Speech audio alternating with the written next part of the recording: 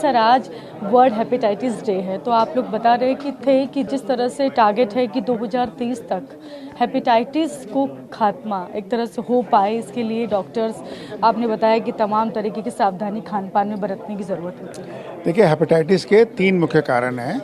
जो WHO ने कहा था हेपेटाइटिस को हमें दुनिया से ख़त्म करना है, वो वायरल हेपेटाइटिस की बात कर रहे हैं, जिसमें वायरस होते हैं A, B, C, D, E, और ये वायरसेस को हम ख़त्म कर सकते हैं, क्योंकि जो A और E है वो खाने पीने से होते हैं या जिसमें इन्फेक्शन एक से दूसरे को फैल सकता है। दूसरा हेपेटाइटिस B और C है, जो खाने पीने से नहीं होते, उनका अलग है, जैसे ब्लड ट्रांसफ्यूजन जिसमें हो, इंजेक्शन की प्रैक्टिस हो, या और भी कई चीज़ें हैं।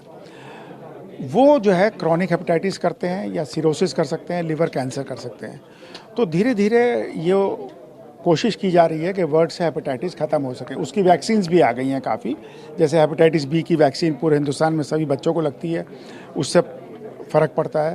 हेपेटाइटिस A की वैक्सीन भी है, और आजकल अधिकतर की बहुत कारगर दवाएं भी अवेलेबल हैं, जिससे कि हेपेटाइटिस धीरे धीरे ख़त्म हो सकती है। दूसरा कारण है अल्कोहल। अल्कोहल से हेपेटाइटिस होती है और फिर सिरोसिस होती है, और अनफॉर्चुनेटली इंडिया के अंदर अल्कोहल बढ़ता जा रहा है, शराब का सेवन बढ़ता जा रहा है, तो उससे हम लोग बहुत देख रहे हैं। और उसके लिए आपके माध्यम से यही कहेंगे कि भाई अल्कोहल का सेवन बिल्कुल ख़त्म होना चाहिए कायदे से, तो और जितना मिनिमम हो पाए उतना अच्छा है। तीसरा जो आज हम चर्चा ज़्यादा कर रहे थे वो फैटी लिवर की है।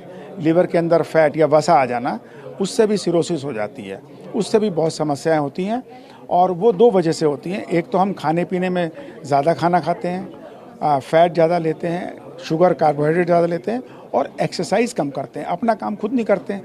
हर जगह आप गाड़ी से जाते हो, कोई फिजिकल वर्क नहीं होता है, तो इम्बैलेंस हो जाता है। खाना खाते ज़्यादा है, काम कम होता है, वो चर्बी शरीर में आ जाती है, और फिर वो लिवर के अंदर, जिगर के अंदर चली जाती है, फिर उससे भी समस्या होती है, हेपेटाइटिस होती है, सिरोसिस होती है, कैंसर हो सकता है।